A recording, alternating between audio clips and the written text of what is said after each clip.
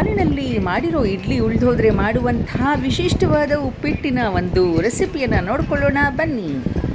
ಮನೆಯಲ್ಲಿ ಮಾಡಿಟ್ಟಿರುವಂತಹ ಇಡ್ಲಿ ಉಳಿದೋಗ್ಬಿಡ್ತು ಅಂದರೆ ಮತ್ತೆ ಇಡ್ಲಿಯನ್ನು ತಿನ್ನಲಿಕ್ಕೆ ಬೇಸರ ಆಗುತ್ತೆ ಅನ್ನುವಾಗ ಇಡ್ಲಿ ಉಪ್ಪಿಟ್ಟು ಅನ್ನುವಂತಹ ಹೊಸ ರುಚಿಯನ್ನು ಮಾಡಬಹುದು.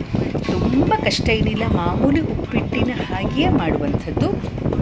ಒಗ್ಗರಣೆಗೆ ಸಾಸಿವೆ, ಕಡಲೆಬೇಳೆ ಹಾಕುವಂಥದ್ದು, ಹಸಿಮೆಣಸಿನಕಾಯಿ, ಕರಿಬೇವು, ಹೆಚ್ಚಿಕೊಂಡಿರುವಂತಹ ಈರುಳ್ಳಿ, ಅರಿಶಿನ ಮತ್ತು ತೆಂಗಿನ ತುರಿ, ಕೊನೆಯಲ್ಲಿ ಕೊತ್ತಂಬರಿ ಸೊಪ್ಪು ಹಾಕೋಣಂತೆ.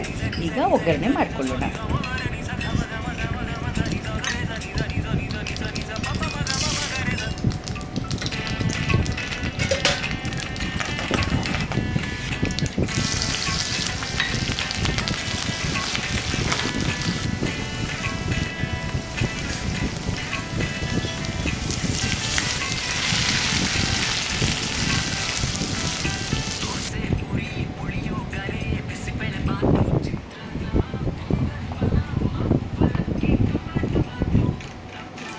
ಸಾಮಾನ್ಯವಾಗಿ ಉಪ್ಪಿಟ್ಟಿಗೆ ನಾವು ಈರುಳ್ಳಿ ಈ ಥರದ್ದೆಲ್ಲ ಹಾಕಿದಾಗ ಮೊದಲೇ ಉಪ್ಪು ಹಾಕಿಬಿಡ್ತೀವಿ.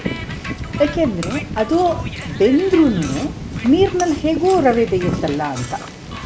ಆದರೆ ಇಲ್ಲಿ ಹಾಗಾಗಲ್ಲ. ಏಕೆಂದರೆ ಇಲ್ಲಿ ನೀರು ಹಾಕಲ್ಲ, ನಾವು ಡೈರೆಕ್ಟಾಗಿ ಇಡ್ಲಿ ಹಾಕೋದ್ರಿಂದ ಡ್ರೈ ಫ್ರೈ, ಆಯಿಲಲ್ಲಿ ಫ್ರೈ ಮಾಡಿಕೊಂಡ್ರೆ ಆಮೇಲೆ ಚಿಟಿಕೆ ಫೈನಲಾಗಿ ಉಪ್ಪು ಹಾಕಿದ್ರೆ ಸಖತ್ ಸಿಹಿಯಾಗುತ್ತೆ, ಈರುಳ್ಳಿ ಸಿಗುಡ್ಕೊಳ್ಳುತ್ತೆ. ಈಗ ನೋಡಿ, ಈರುಳ್ಳಿ ಸಿಗುತ್ತದೆ. ಈಗ ಹೆಚ್ಚಿರುವಂತಹ ಇಡ್ಲಿ ಹಾಕಬೇಕು. ಇಡ್ಲಿಯನ್ನು ಹೆಚ್ಚಿಟ್ಕೊಂಡಿದ್ದೀವಿ, ಇದನ್ನು ಇದಕ್ಕೆ ಹಾಕಿ ಮಿಕ್ಸ್ ಮಾಡೋದು.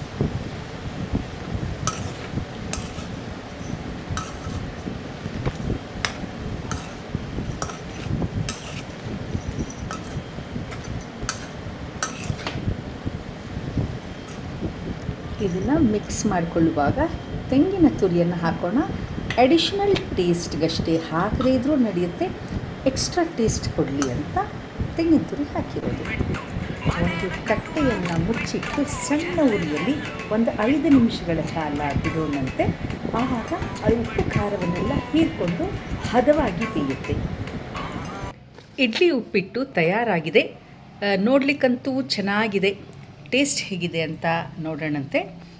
ಈರುಳ್ಳಿ ಕಾಣ್ತಾ ಇದೆ, ಕರಿಬೇವು, ಸಣ್ಣಕ್ಕೆ ಹೆಚ್ಚಿರುವಂತಹ ಬ್ರೆಡ್ ಉಪ್ಪಿಟ್ಟು ಅಂತಾರಲ್ಲ ಅದೇ ರೀತಿಯ ಇಡ್ಲಿ ಉಪ್ಪಿಟ್ಟು. ಟೇಸ್ಟ್ ನೋಡಿಬಿಟ್ಟು ಹೇಳ್ತೀನಿ ನಿಮಗೆ. ನನ್ನ ಶ್ರೀ ಶುಭ ನುಡಿ ಚಾನಲನ್ನು ಸಬ್ಸ್ಕ್ರೈಬ್ ಮಾಡಿ.